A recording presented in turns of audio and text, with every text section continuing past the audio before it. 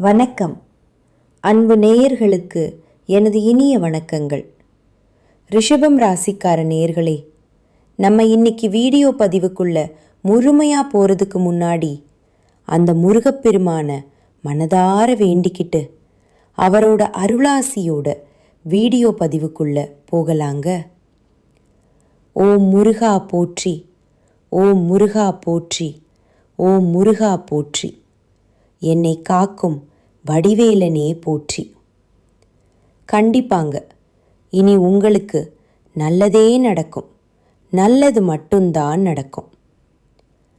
நம்ம ரிஷபராசிக்காரங்க எப்பவுமே எப்படின்னா மெதுவாக நிதானமாக ஆனால் நிச்சயமாக வாழ பிறந்தவங்களா இருக்கீங்க.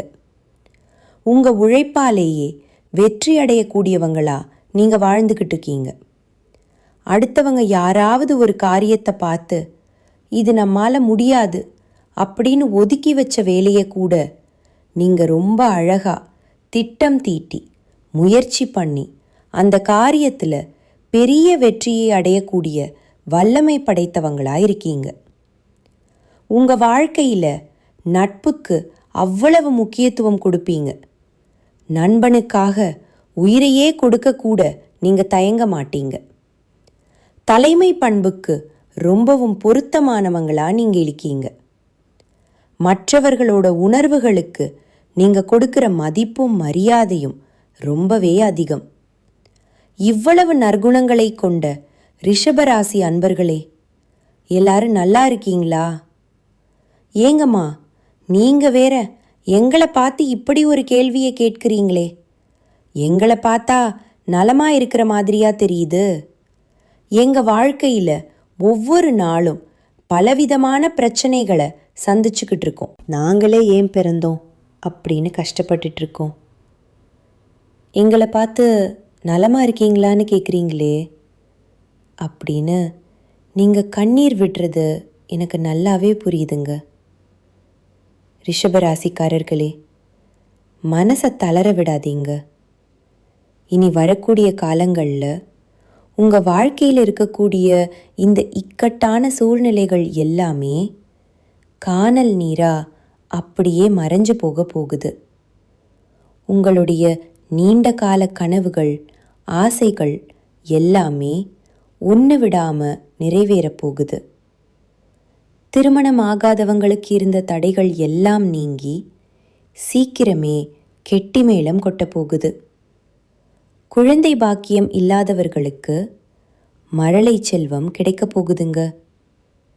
இது நாள் வரைக்கும் உங்களை வேண்டாம்னு உதறி தள்ளிட்டு போன சொந்த பந்தங்கள் உறவினர்கள் எல்லாருமே இனி வரக்கூடிய காலங்களில் உங்களை தேடி வரப்போகிறாங்க. உங்களுடைய உடல்நிலை ரொம்பவே ஆரோக்கியமாக மாறப்போகுது. உங்கள் கையில் பணப்புழக்கம் முன்னெப்போதையும் விட அதிகமாக இருக்க போகுதுங்க. உங்கள் வாழ்க்கையே ஒரு அருமையான பொற்காலமாக மாறப்போகுது. ரிஷபராசிக்காரர்களே, ஒரு சின்ன விஷயம். ஒரு ஆசையை முதல்ல இங்கே மனசில் ஆழமாக கொண்டு வரணும். அந்த ஆசையை நிறைவேற்ற முழு மூச்சோட போராடணும். முதல்ல அந்த ஆசையை நீங்கள் நம்பணும். தன்னால் முடியும் அப்படிங்கிற வைராக்கியம் உங்கள் மனசில் வரணும்.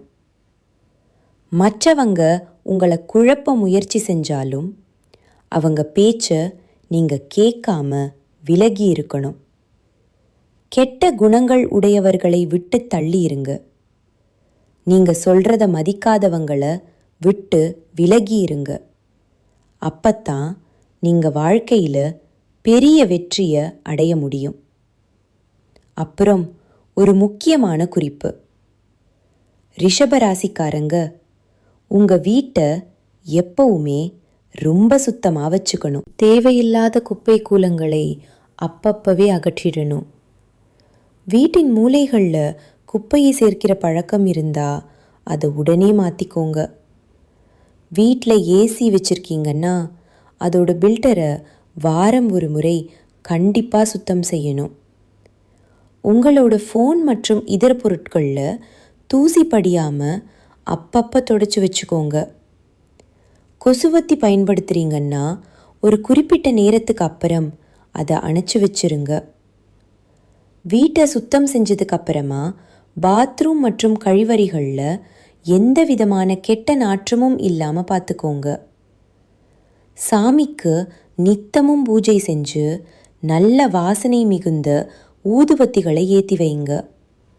குறிப்பாக வெள்ளிக்கிழமைகளில் வீட்டு வாசல் நிலப்படியில் உட்கார்ந்து விஷ்ணு சகஸ்ரநாமம் படிங்க. அப்படி இல்லைன்னா யூடியூப்பில் ஒலிக்க விடுங்க. தொடர்ந்து 6 வாரம் அந்த பெருமாளுக்கு துளசி மாலை போட்டு மனதார வேண்டிக்கோங்க. வீடு துடைக்கும்போது வெதுவெதுப்பான தண்ணியில் பச்சை கற்பூரம், மஞ்சள் தூள், ஏலக்காய் பொடி இதையெல்லாம் கலந்து மாப் போடுங்க. இதை வியாழக்கிழமை சாயங்காலம் செய்யணும். அப்பத்தான் வெள்ளிக்கிழமை காலையில் நீங்கள் பூஜை செய்யறதுக்கு வீடு ஐஸ்வர்யமாக இருக்கும். வெள்ளிக்கிழமை அன்னைக்கு 108 முறை சுக்கிர பகவானோட காயத்ரி மந்திரத்தை கூகுளில் தேடி எடுத்து பொறுமையாக படிங்க. உங்கள் வீட்டில் ஒரு துளசி செடி கண்டிப்பாக வைங்க. இது வீட்டில் இருக்கிற கெட்ட சக்திகளை விரட்டும். சுக்கிரனோட மந்திரம் உங்களை பலப்படுத்தவும் உங்கள் ஆசைகளை நிறைவேற்றவும் ரொம்பவே உதவும். கண் திருஷ்டி, எதிரிகள் தொல்லை, கோர்ட் கேஸ் பிரச்சனைகள், போலீஸ் ஸ்டேஷன் சம்பந்தமான விஷயங்கள் இதெல்லாம் உங்களை விட்டு விலகணும்னா ஓம் ஸ்ரீ முருகா நமக அப்படிங்கிற மந்திரத்தை 108 முறை சொல்லிக்கிட்டே வாங்க. நிச்சயமாக உங்கள் கஷ்டங்கள் எல்லாம் காணாமல் போயிடும். மனசை எப்போவுமே சுத்தமாக வச்சுக்கோங்க. வீட்டில் தினமும் ஒரு நெய் தீபமாவது ஏற்றுங்க. வீட்டை இருட்டா விடாதீங்க. எப்பவும் வீட்டில் ஒரு நறுமணம் இருந்துக்கிட்டே இருக்கணும். இல்லை அப்படிங்கிற வார்த்தையை அதிகமாக பயன்படுத்தாதீங்க. கெட்ட வார்த்தைகளை பேசுகிறத சுத்தமாக தவிர்த்துருங்க. இது உங்கள் வாழ்க்கைக்கு ரொம்ப நல்லது. உங்களுக்கு கடுமையான தோஷங்கள் இருக்குன்னு நினச்சாலோ, செய்வினை கோளாறுகள், தொழிலில் நஷ்டம், குடும்பத்தில் தீராத சிரமம் இருந்தாலாலோ ஒரு பசுமாட்டையும் கன்றுக்குட்டியையும் உங்கள் வீட்டுக்கு கூட்டிகிட்டு வந்து வீட்டு மத்திய பகுதியில் நிறுத்தி அந்த பசுவுக்கு பூஜை செய்யுங்க. பசுவுக்கு மஞ்சள் தடவி குங்குமம் வச்சு புது புடவை சாத்தி மாலை போடுங்க.